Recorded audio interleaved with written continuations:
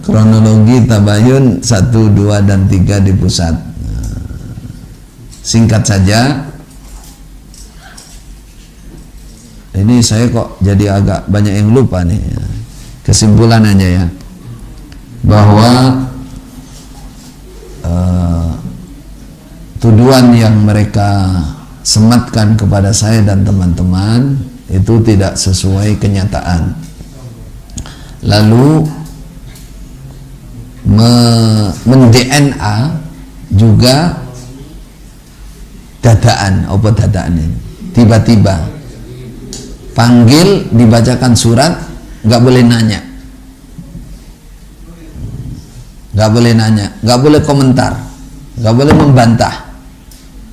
Pokoknya Anda semua dinonaktifkan. Alasannya 2, karena muridnya yang bernama Isfa telah murtad, pindah ke Pandeglang.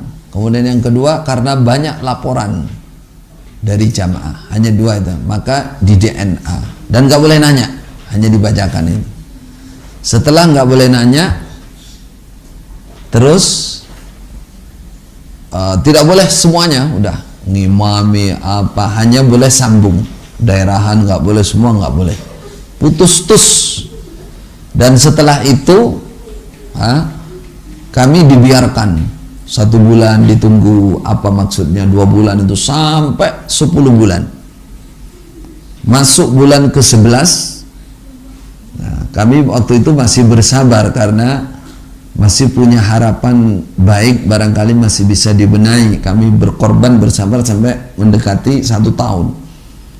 Ya, nggak boleh ngajar, nggak boleh kemana-mana.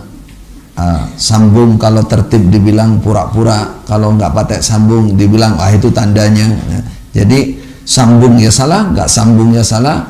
Kalau sambung disindir-sindir munafik lah, mau menghancurkan jamaah lah, dan lain-lain.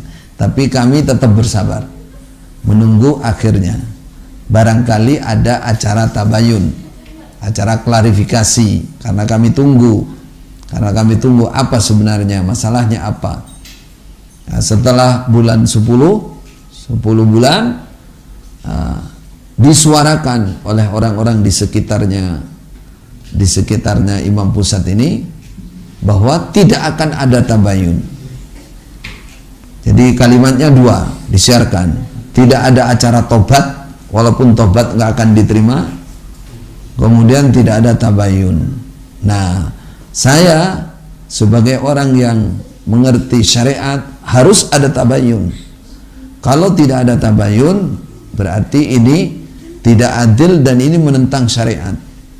Yang saya paling tidak kuat karena mereka pakai dalil menyimpangkan arti dari dalil.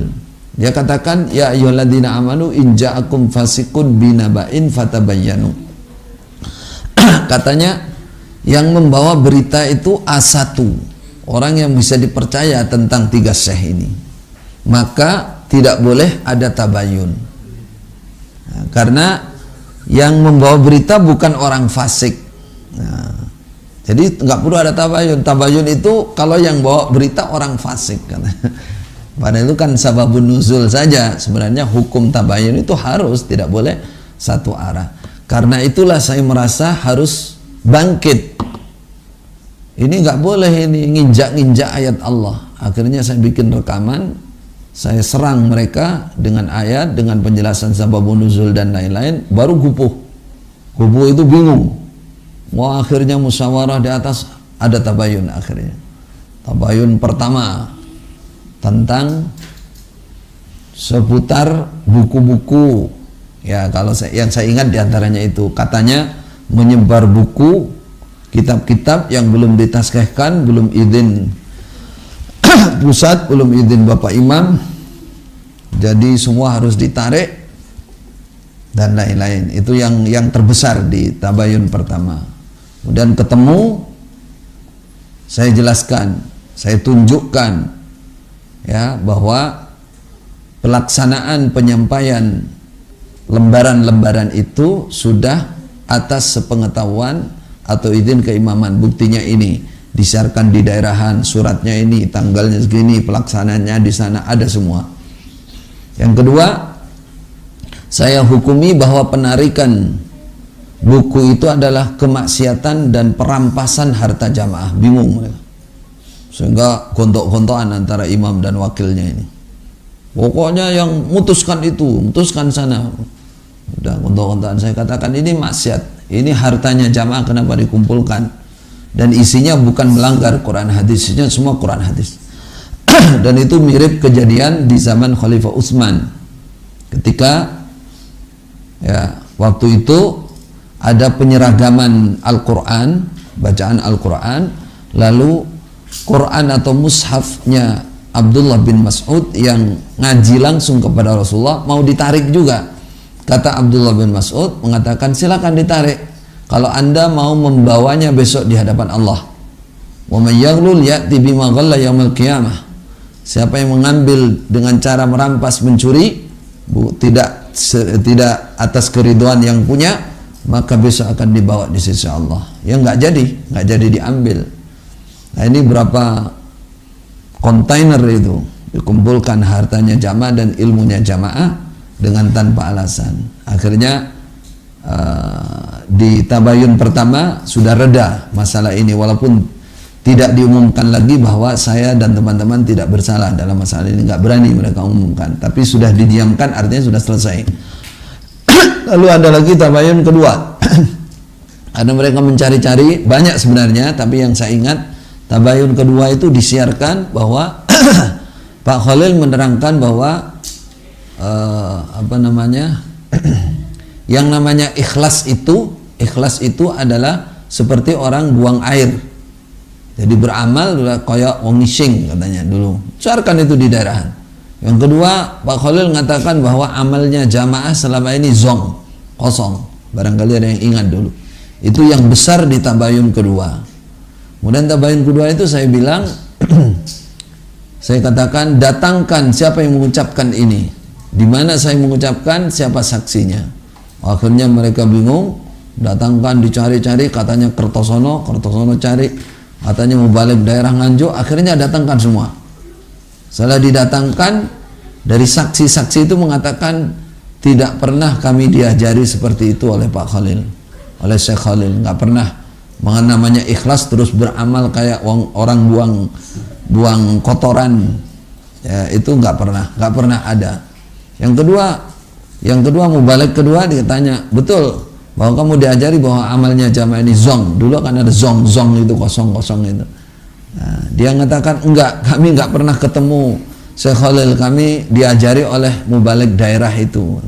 Mubalek daerahnya ada di situ. Kata mubalek daerah, saya juga nggak ngajari seperti itu.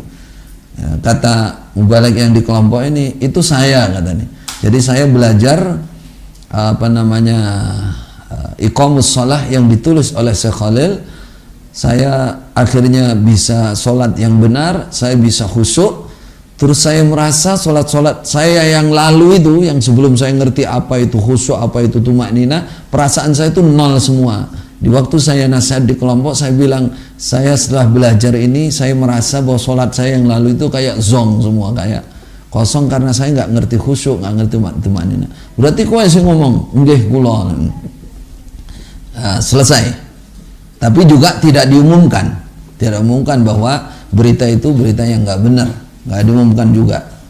Ya saya dan teman-teman ya diam saja, ya silahkanlah mau diumumkan nggak mau. Nah, baru setelah kedua ini hampir terjadi pengaktifan. Namun dari orang-orang di sekitar Imam Pusat itu terus mereka mencari bagaimana supaya tetap saya dan teman-teman itu dinonaktifkan, kalau bisa diusir dari pondok dan seterusnya. Sehingga mereka cari 7 materi. Mereka cari bukti-buktinya 7 materi itu. 7 materi diantara ya itu, tidak mengkafirkan orang di luar jamaah, kemudian membolehkan sholat di belakang orang luar, boleh nikah dengan orang luar, warisan harus dibagi walaupun itu muslim nggak jamaah, Itu diantaranya. Itu yang besar. Dan ini dikupas di tabayun yang ketiga. Jadi ini hal-hal yang besar. Sudah dari pagi sampai malam kita kupas satu persatu, karena saya dan teman-teman sudah merasa ini adalah kemungkinan ini pertemuan terakhir.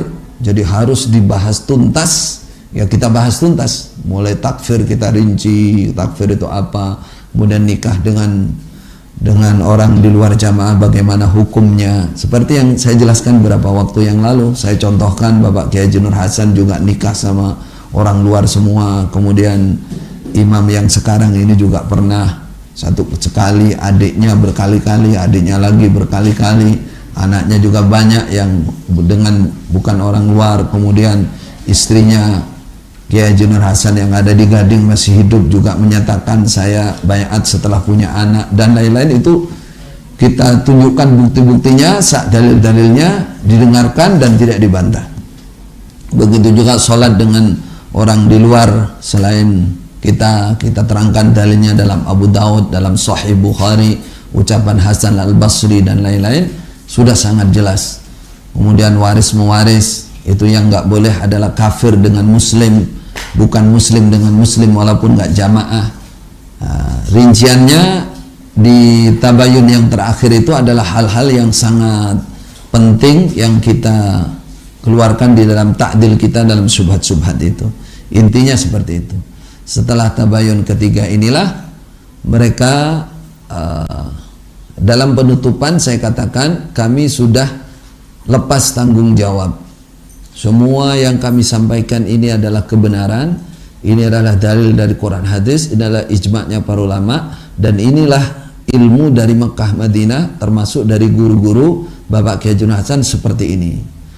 Selanjutnya kami sudah menjelaskan sejelas-jelasnya, kami pasrahkan kepada keimaman waktu itu. Silahkan kalau diterima kami sanggup ikut membantu mensosialisasikan hal ini tanpa ada geger-geger di jamaah. Kalau tidak diterima berarti dosanya jamaah semuanya yang telah disesatkan ini tanggungan keimaman. Kita bilang begitu. Ternyata terus permintaan kami saat itu, tolong masalah ini dirahasiakan. Maksud saya dan teman-teman, barangkali dengan dirahasiakan mereka mau berpikir dulu sebulan, 2 bulan, karena itu kan kebenaran semua. Untuk noto jamaah itu kan sebenarnya mudah jika di atas sudah memahami, tinggal bahasanya saja diatur. Ternyata besoknya mereka rapatkan lagi, 1 hari 1 malam, dan kata yang ikut, yang masih bunglon mengikut saya dan teman-teman, mengatakan sampai malam itu bingung mau memutuskan apa. Nah, akhirnya piye garap diapakno iki piye nek. Terus ada satu orang yang diilhami, nggak tahu mengilhami siapa, ya dia memang ahli strategi, dia tentara. Dia mengatakan, oh gambel bapak imam, katanya. Jadi kita terangkan bahwa yang diterangkan oleh Pak Khalil dan kawan-kawan itu dalil memang, tapi pemahamannya menyimpang. Oh ya wes, ngono ya wes, setuju. Akhirnya besoknya diumumkan, daerahan diumumkan bahwa 3 orang itu punya pemahaman yang menyimpang. Itulah, setelah itu kami sudah ditutup semua aksesnya, bahkan terus setelah itu disebarkan lagi berita-berita yang kami juga nggak tahu dari mana mereka bikin berita-berita itu. Ada maklumat 1, maklumat 2, itu kami sudah putus hubungan. Untuk saya sendiri sudah sering di rumah, yang di rumah pribadi ya. Setelah itu dimurtadkan. Mungkin itu cerita singkatnya. Tadi ada yang perlu ingin mendengarkan cerita. Insya Allah itu mudah-mudahan menjadi tambahan kemanfaatan dan bisa dijelaskan kepada saudara-saudara tua. Saudara-saudara tua bahwa proses tabayun itu sebenarnya ya kurang lebihnya seperti itu.